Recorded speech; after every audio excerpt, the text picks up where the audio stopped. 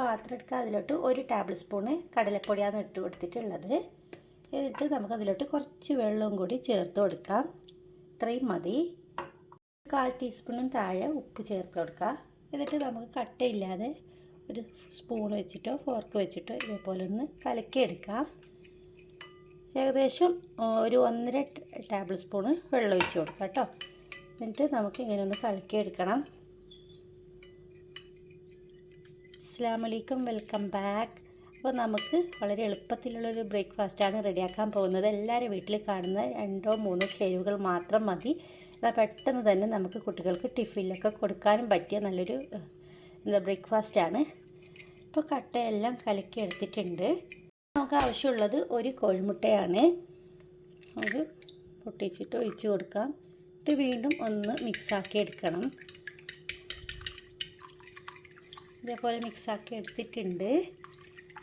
ഒരു പാൻ വെച്ച് കൊടുക്കുക. അത് ചൂടാകുമ്പോഴത്തേക്ക് അതിലോട്ട് 1 ടീസ്പൂൺ മാത്രം എണ്ണ ഒഴിച്ച് കൊടുക്കുക. അതൊന്ന് ചൂടായിട്ട് വരുമ്പോൾ നമുക്ക് ഈ കലക്കി വെച്ചിട്ടുള്ള മുട്ടക്കുട്ടുണ്ടല്ലോ ഇതിലോട്ട് ഒഴിച്ച് കൊടുക്കണം. ഈ സമയം തീയൊന്ന് വളരെയധികം കുറച്ച് കൊടുക്കണേ. എന്നിട്ട് ചുറ്റിലും ഈ മുട്ട ആക്കി എടുക്കണം. ഇനി നമുക്ക് ഇതിന് മുകളിലോട്ട് ഒരു സ്ലൈസ് ബ്രെഡ് വെച്ച് കൊടുക്കാം. നടുക്കായിട്ട് വെച്ച് കൊടുക്കാൻ ശ്രദ്ധിക്കുക. ഇതേപോലെ. എന്നിട്ട് ഇതിന് മുകളിലോട്ടായിട്ട് നിങ്ങളുടെ കയ്യിൽ ഏത് ചീസാണ് ഉള്ളത് അത് ഇട്ട് കൊടുക്കുക. ഞാനിപ്പോൾ മൊസറല്ല ചീസാണ് വെച്ച് കൊടുക്കുന്നുള്ളത്. ഇതന്നെ വെക്കണം എന്ന് നിർബന്ധമില്ല. കയ്യിലുള്ള ഏത് ചീസായാലും വെച്ച് കൊടുത്താലും മതി. മുകളിലോട്ട് കെച്ചപ്പോ മുളകോ ഏത് വേണമെങ്കിലും ഇട്ട് കൊടുക്കാം. നിങ്ങളുടെ കയ്യിൽ ഏതാണ് ഉള്ളത് സൗകര്യത്തിനനുസരിച്ചിട്ട്. ഇതിന് മുകളിൽ കുറച്ച് ചതച്ച മുളകും ചേർത്ത് കൊടുക്കാം. കാരണം ഇപ്പോൾ എരിവൊന്നുമില്ലല്ലോ, അതിന് വേണ്ടിയിട്ടാണ്. കുട്ടികൾക്കാണെങ്കിൽ ആ മുളക് ഇടേണ്ട ആവശ്യമില്ല. ഇച്ചിരി ചതച്ച മുളക് ഇട്ടെടുത്തിട്ടുണ്ടായിരുന്നു. എന്നിട്ട് നമുക്ക് സ്പൂൺ വെച്ചിട്ട് ഒന്ന് ഇങ്ങനെ എല്ലായിടത്തും ഒന്ന് മിക്സ് ചെയ്ത് കൊടുക്കുക. ബ്രെഡിൻ്റെ എല്ലായിടത്തും എത്താൻ വേണ്ടിയിട്ട് സ്പൂൺ വെച്ചിട്ട് ഇങ്ങനെ ചെയ്തെടുക്കുക. ഇനി നമുക്ക് മറ്റൊരു ബ്രെഡ് കൊണ്ട് ഇതിനൊന്ന് കവർ ചെയ്തെടുക്കണം.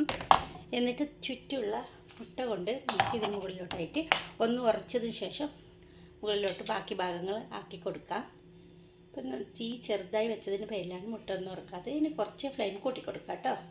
നമുക്ക് ഇതിലൊന്ന് തിരിച്ചിട്ട് കൊടുക്കാം. ആ സൈഡും ഒന്ന് പൊരിഞ്ഞ് കിട്ടണം. റെഡി ആയിട്ടുണ്ട്. ഇനി നമുക്കിതിനെ പ്ലേറ്റിലോട്ട് മാറ്റാം.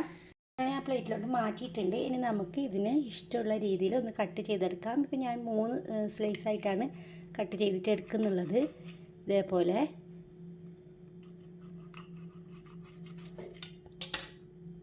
ഇപ്പം ഇങ്ങനെ 3 ആക്കിയിട്ട് ഞാൻ കട്ട് ചെയ്തിട്ട് എടുത്തിട്ടുണ്ട്.